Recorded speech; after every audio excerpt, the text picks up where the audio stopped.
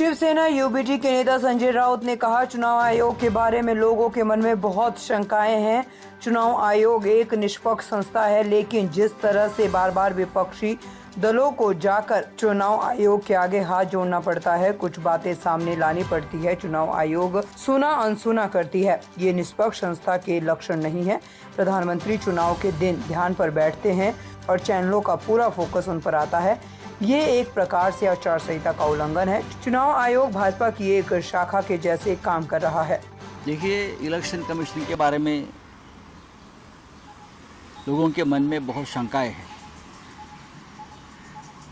Election commission एक neutral body है, एक संवैधानिक संस्था है, लेकिन जिस तरह से बार बार हमको जाकर सभी विपक्षी दलों को जाकर चुनाव आयोग के सामने हाथ जोड़ना पड़ता है,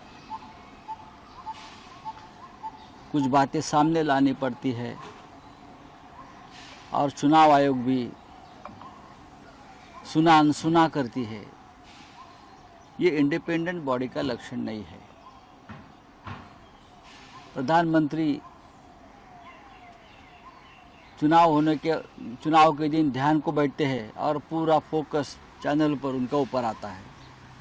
ये एक प्रकार से आचार संहिता, कोड ऑफ कंडक्ट का उल्लंघन है।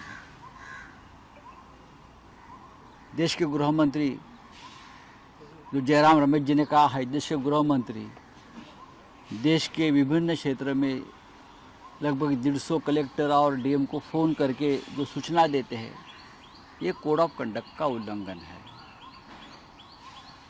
पोलिंग एजेंट को जिस तरह से रोका गया पोलिंग एजेंट उम्मीदवार की, ये भी ठीक नहीं है, पहले कभी हुआ नहीं था। एग्जिट पोल जिस तरह से आ रहे हैं और उस माध्यम से प्रेशर किया जा रहा है लोगों के ऊपर मानसिक, ये भी कोड ऑफ कंडक्ट का उल्लंघन है। कल अब काउंटिंग शुरू होगा, तब क्या होगा मुझे पता नहीं।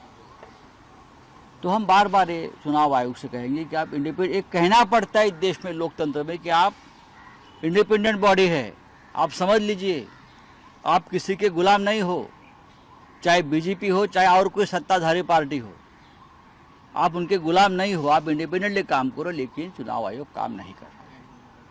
चुनाव आयोग बीजेपी की एक्सटेंडेड ब्रांच, बीजेपी की एक शाखा इस तरह से काम कर रहे, इसलिए इस देश का लोकतंत्र 10 साल में संकट में आया, खतरे में आया।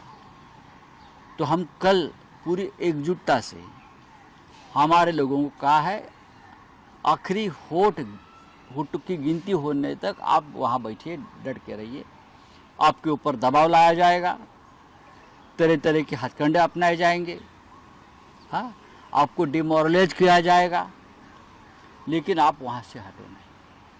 ये हमारे सभी इंडिया आघाड़ी के जो प्रमुख लोग हैं, कार्यकर्ता है, पोलिंग और बूथ के एजेंट है, वहाँ के सबको संदेश दिया है।